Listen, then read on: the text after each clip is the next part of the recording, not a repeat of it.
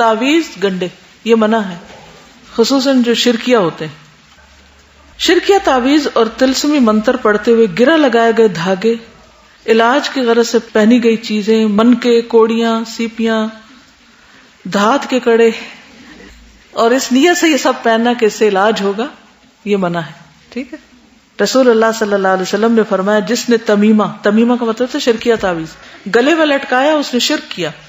ابن مسعود کہتے ہیں میں نے رسول اللہ صلی اللہ علیہ وسلم کو فرماتے ہوئے سنا بلا شبہ جھاڑ پھونک، تعویذ اور حب کے اعمال شرک ہیں. لوگوں نے کہا اے عبد الرحمن یہ جھاڑ پھونک اور تعویذ کو تو ہم جانتے ہیں، یہ حب کے اعمال کیا ہیں؟ انہوں نے کہا یہ کوئی ایسا عمل ہے جو عورتیں کرتی ہیں اپنے خامدوں کے ہاں محبوب ہونے کے لیے. یعنی ایسا تعویذ لکھواتی ہیں کہ جس سے شوہر کی نظر میں بہت محبوب ہو جائے. عمران بن حسین نے ایک آدمی کے بازو میں پیتل کا چھلا دیکھا، پوچھا یہ کیا؟ اس نے کہا کمزوری کی وجہ سے. انہوں نے کہا اگر چھلے کو پہنتے ہوئے تجھے موت آ گئی تو تجھے اسی کے سپرد کر دیا جائے گا. تعویذ لٹکانا، کئی لوگ تعویذ گلے میں لٹکاتے ہیں، یہ بازو پہ باندھتے ہیں، یہ کہیں اور لٹکا دیتے ہیں. عیسیٰ بن عبد الرحمن کہتے کہ میں عبداللہ بن اکیم ابو معبد جوہنی کے پاس ان کی عیادت کے لیے گیا تو ان کے جسم پر مرض کی سرخی تھی. میں نے عرض کیا آپ کوئی چیز تعویذ کیوں نہیں گلے میں لٹکا لیتے؟ انہوں نے فرمایا موت اس سے زیادہ قریب ہے. نبی صلی اللہ علیہ وسلم نے فرمایا جس نے کوئی چیز لٹکائی وہ اسی کے سپرد کر دیا گیا. یعنی لٹکانا پسندیدہ نہیں. مشکلات اور تکالیف سے بچنے کے لیے، دنیاوی مقاصد حاصل کرنے کے لیے امام ضامن باندھنا شرک ہے. بعض اقوام میں مسافروں کو سفر کی ابتدا میں یہ بازو پر باندھتے ہیں. کوئی سفر پہ جا رہا ہو تو کہتے ہیں امام ضامن باندھ لو، جبکہ مسلمانوں کو ایسے مواقع کے لیے مسنون دعائیں سکھائی گئی. آتی ہیں سفر کی دعائیں. رویفہ کہتے ہیں رسول اللہ صلی اللہ علیہ وسلم نے مجھے فرمایا اے رویفہ امید ہے تمہیں میری بات لمبی زندگی ملے گی تو تم لوگوں کو بتا دینا کہ جس نے اپنی داڑھی میں گرہ لگائی، یعنی داڑھی کے بالوں میں خود گرہ لگائی یا تانت باندھی، تانت ہوتی تاند جس کو پنجابی میں کہتے ہیں نا یہ دھاگا، یا کسی جانور کے گوبر یا ہڈی سے استنجا کیا تو محمد صلی اللہ علیہ وسلم اس سے بری ہیں، یعنی آپ اس کو اپنی امت میں نہیں شمار کریں گے. نبی صلی اللہ علیہ وسلم کی تعویذ پہننے والے شخص سے بیزاری. عقبہ بن عامر کہتے ہیں ایک مرتبہ رسول اللہ صلی اللہ علیہ وسلم کی خدمت میں 10 آدمیوں کا ایک وفد حاضر ہوا. نبی صلی اللہ علیہ وسلم نے ان میں سے 9 آدمیوں کی بیعت کر لی اور ایک سے ہاتھ روک لیا. انہوں نے پوچھا یا رسول اللہ آپ نے 9 سے بیعت کی ہے اور اس شخص کو چھوڑ دیا؟ آپ نے فرمایا اس نے تعویذ پہن رکھا ہے. یہ سن کر اس نے گریبان میں ہاتھ ڈال کر اس تعویذ کو ٹکڑے ٹکڑے کر دیا اور نبی صلی اللہ علیہ وسلم نے اس سے بھی بیعت لے لی اور فرمایا جو شخص تعویذ لٹکاتا ہے وہ شرک کرتا ہے. صحابہ کی بیزاری. قیس بن سکن کہتے ہیں عبداللہ بن مسعود نے اپنی بیوی کو دیکھا کہ اس نے سرخ دانوں خسرے کی بیماری کی وجہ سے تعویذ پہنا ہوا ہے تو انہوں نے سختی سے اسے کاٹا اور کہا عبداللہ کی آل شرک سے بیزار ہے. ہم نے نبی صلی اللہ علیہ وسلم سے یہ بات یاد کی ہے کہ بلا چھپا جھاڑ پھونک، تعویذ اور حب کے اعمال شرک ہے. ابن مسعود کی بیوی زینب فرماتی ہے ہمارے یہاں ایک بڑھیا آیا کرتی تھی، وہ سرخ دانوں کی بیماری کا دم کرتی تھی اور ہمارے پاس لمبے پایوں والی ایک چارپائی تھی. عبداللہ جب گھر میں داخل ہوتے پہلے کھانستے آواز دیتے پھر اندر آتے. ایک دن وہ تشریف لائے، جب اس بڑھیا نے ان کی آواز سنی تو چھپ گئی.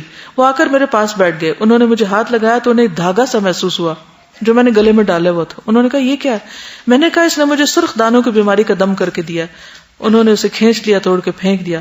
فرمایا عبداللہ کے گھر والوں کو شرک کی کوئی ضرورت نہیں. میں نے رسول اللہ صلی اللہ علیہ وسلم سے سنا آپ فرما رہے تھے دم جھاڑ، تعویذ اور حب کا عمل سب شرک ہے. تو لٹکانے والے تعویذ درست نہیں. منتر. جابر بن عبداللہ سے روایت ہے کہ رسول اللہ صلی اللہ علیہ وسلم سے نشرہ کے بارے میں دریافت کیا گیا. فرمایا یہ شیطانی عمل ہے. نشرہ کیا ہوتا ہے؟ جن جادو اتارنے کے لیے شرکیہ اور جاہلانہ منتر پڑھنا، یعنی جھاڑنا. شرکیہ دم سے جھاڑ بھی منع ہے، صرف پہننا نہیں بلکہ جو بھی آپ پہ کچھ پڑھے پتا ہو وہ پڑھ کیا رہا ہے، یہ یقین کرنا ضروری ہے کہ وہ صحیح آیات یا مسنون دم ہی کر رہا ہے. گھوڑے کی نال پتہ وہ کیا ہوتی؟ جادو، نظر بد، بیماری یا حادثات سے محفوظ رہنے کے لیے گاڑی، مکان یا دکان وغیرہ پر گھوڑے کی نال لٹکانا یا کالے دھاگے وغیرہ باندھنا اللہ تعالیٰ پر عدم اعتماد کا اظہار ہے، شرک ہے. اس کی بجائے اللہ کی پناہ اور حفاظت طلب کرنے والی دعائیں پڑھنی چاہیے.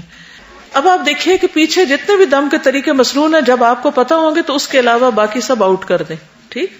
عبداللہ بن مسعود کہتے ہیں میں نے رسول اللہ صلی اللہ علیہ وسلم کو فرماتے ہوئے سنا دم، جھاڑ، گنڈے، منکے، جادو کی چیزیں یا تحریریں شرک ہیں. ان کی اہلیہ نے کہا آپ یہ کیوں کر کہتے ہیں؟ اللہ کی قسم میری آنکھ درد کی وجہ سے گویا نکلی جاتی تھی.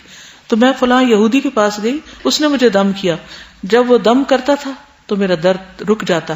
عبداللہ رضی اللہ عنہ نے کہا یہ شیطان کی کارستانی ہوتی تھی، وہ تمہاری آنکھ میں اپنی انگلی مارتا تھا، جب وہ یہودی دم کرتا تو شیطان باز آ جاتا.